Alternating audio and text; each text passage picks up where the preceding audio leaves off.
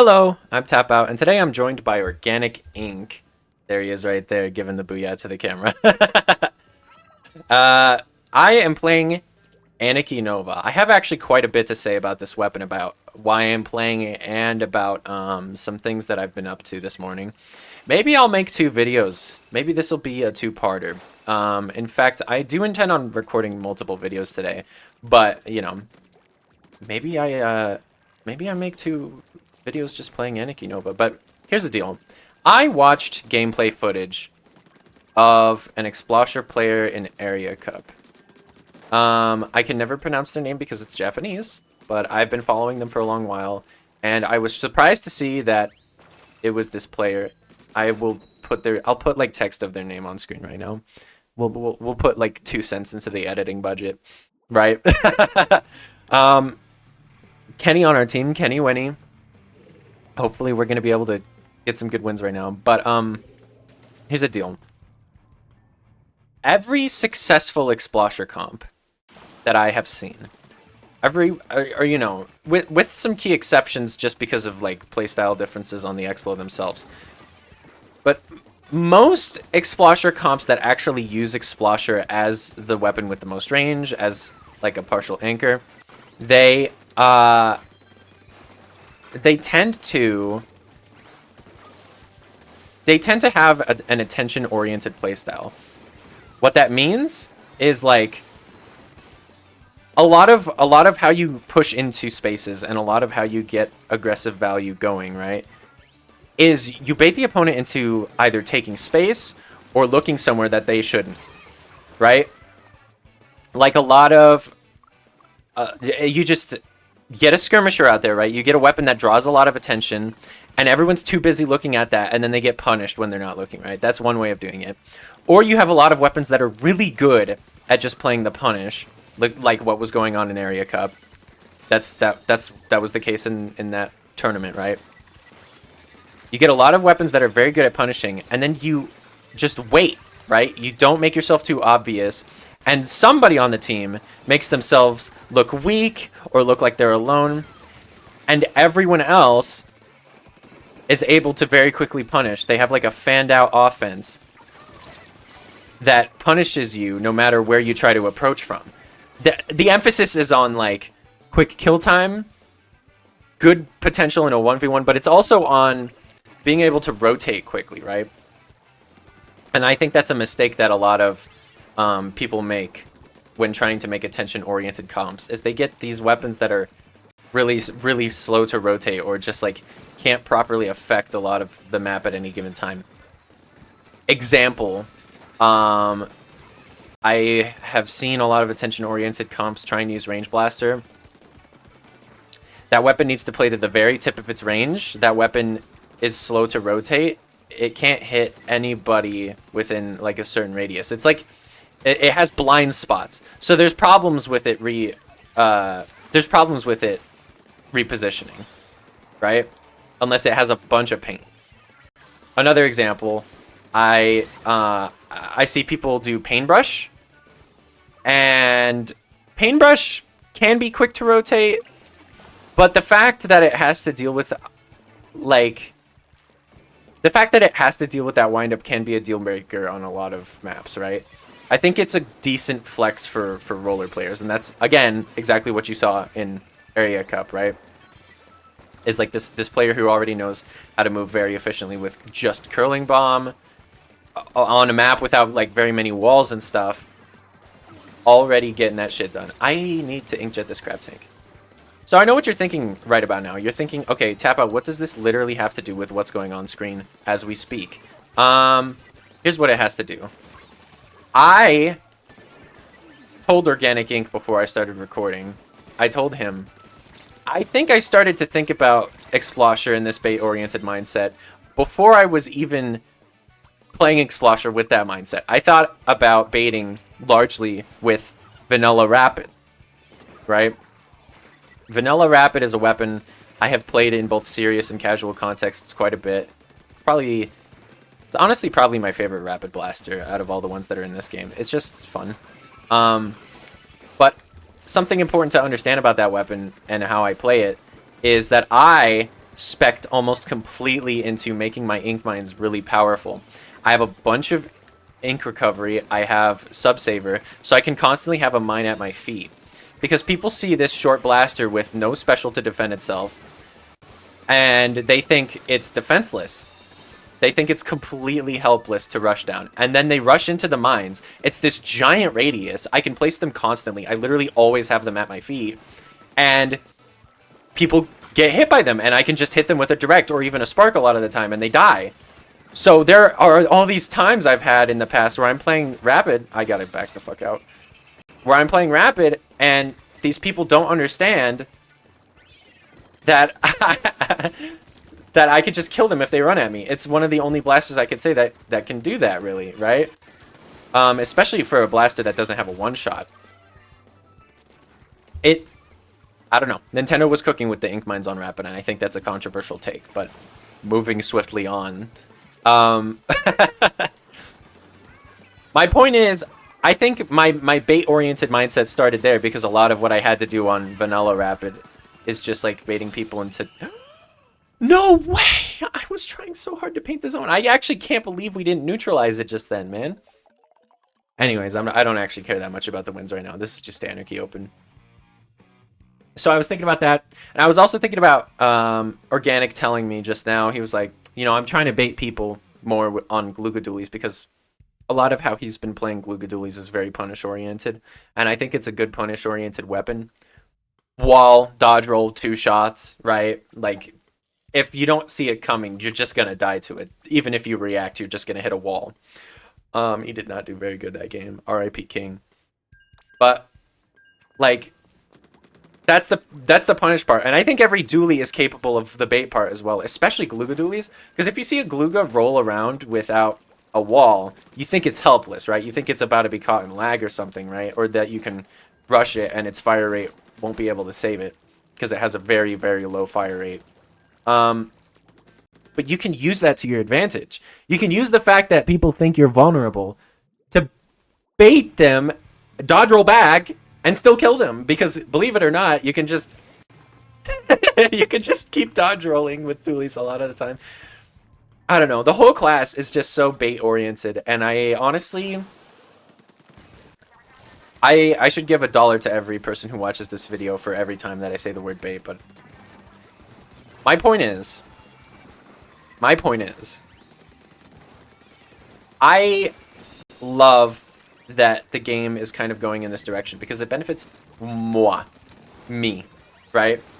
I think it's good that a lot of the fighting weapons in this game have such a focus on being good in 1v1s, as opposed to just instantly dominating a multi-person fight like you saw in midline meta. If you're not careful, you just get instantly wiped by the one range blaster or the one squeezer, right? I don't think explosive multi-kills are such an important part of re-entry now, right? It's more about chaining momentum. Which way is the... Okay, that's where the enemy spawn is. The area is so thoroughly painted that I legitimately could not tell you for a second. Okay, I just saved this fucking guy's life. He better be appreciative of it. So, now we're here. You guys understand where my mind's been all morning, thinking about Splatoon. Here we are. We're playing Anarchy Nova. Why am I playing Anarchy Nova? I got one more game in me to tell you. I wanted to play Inkjet. I wanted to play Inkjet to punish people who were overextending. Sadly, I am not doing very good things with Inkjet right now, but it's fine. I also wanted to bait people into my ink mines. This whole weapon right here is honestly just super bait oriented because people think you're vulnerable and weak and stupid because you're an Anarchy Nova. And then they run into your ink mines and die. That's so much of what I like about ink mines. I think that's why it's my favorite sub-weapon. Is people just don't fucking expect to actually trip an ink mine. And if they do expect to trip an ink mine, they have to approach in these bizarre fucking ways. It's just so much fun. It's so much fun. That's why I'm playing Anarchy Nova. I wanted to use Inkjet as like a big attention thing to maybe grab attention and help Organic get some kills off of my high in the sky target, right? That's the other thing. Now it's time for the Anarchy Nova rant.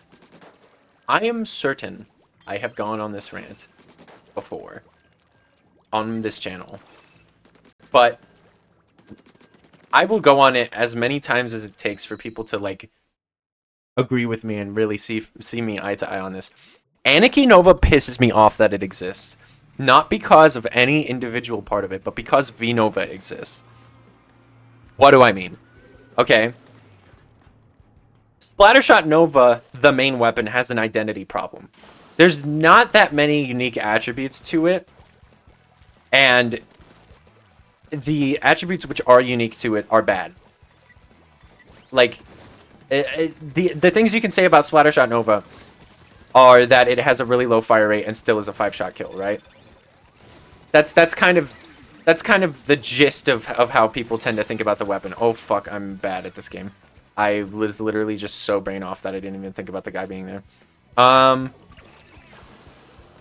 Right, so the main weapon doesn't have that great of an identity, but that's okay, because a lot of shooters don't have that great of a main weapon identity, and they get their identity from their kits. Their kits tend to do similar things to one another or something like that, right? So, just for example, NZAP, not very different from Splattershot, right? It's just kind of a straight shooting shooter. The main difference is that it's a 4-shot and has a slightly faster fire rate. Not that crazy different of a main weapon. But where it gets its identity is that it has kits highly centered on both support and... Yes, Organic, yes, he did it! He did what I wanted him to the whole time. Oh my god, he did it! Yes. He actually did it. Oh my god, yes! I love him so much. What was I saying? Right. Zap has kits oriented around both support and allowing you easy access to the main weapon, right? So it's got Tacticooler, which is support, and you can use it to more efficiently use the main weapon. Then you have Chumps, which you can pop, and it can be support, or you can use it to go in and get some crazy shit done with the main weapon, using them as shields or as chip, right? That's the idea. So Zap gets its identity through its kits, right? And I think that's okay for shooters. A lot of shooters are going to get their identities through kits, and it's kind of why I'm opposed to a lot of shooters having kits that are very disparate from each other, right? Kits that are very different. Because there's so many at this point that if you want to create an identity with the kit of a shooter, you should really choose the right main weapon to go with it, right? I'm horrible at this game. I just did absolutely fuck all. So that's basically my hang up, right? Is that V Nova had actually a really strong kit identity. Very similar to NZAP. It had this sub-weapon to give some kind of utility support, and then it had a special which gave you access to the main weapon with a damage boost, right? So knowing that that's V Nova's identity, and that V Nova is also very tracking oriented, you could make an iteration on that, right? And you know, people who know me have heard this one before many times. You could make a variation of it. Oh my god, are you fucking serious? Did I actually just fucking die to that? This map sucks ass. Anyways, you can make a variation of that in Burst Bomb and Inkstorm, right? It's just this special that you deploy to help you get damage out and control area. It's this sub-weapon you use to help put pressure on your opponents and kind of assist your teammates a lot of the time, right? But no, they changed the entire weapon's identity because the sub and special just do totally different things. They help defend Splattershot Nova, and they deploy this, like, transformation to go forward with. It's bizarre. It's just strange, is all. It's just odd. And I'm horrible at this weapon, so I can't even aim at this guy that just fucking super jumped out. So that's my gripe. That's my gripe, is that V Nova's identity is actually pretty strong, and then Anarchy Nova just fucked it. It just fucked it. I would have been okay with a shooter whose identity is having sub-weapons that control a lot of space directly around it. That could have been fine. But that would mean giving Anarchy Nova that would mean giving Nova like what? Mine and Wall? That sounds about right. I don't know. It just sounds it's just stupid. It's just stupid.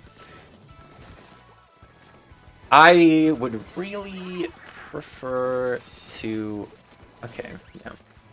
We're gonna fuck that guy. And if we're not gonna fuck that guy, we're gonna bait him into getting fucked. Launch a shield, bitch. Yes! Oh my god, they're all up there? Yes! Hydra down. Holy fuck. Yes! Yes! Oh my god!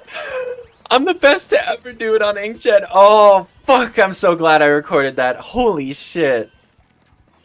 There's just no way they push in now.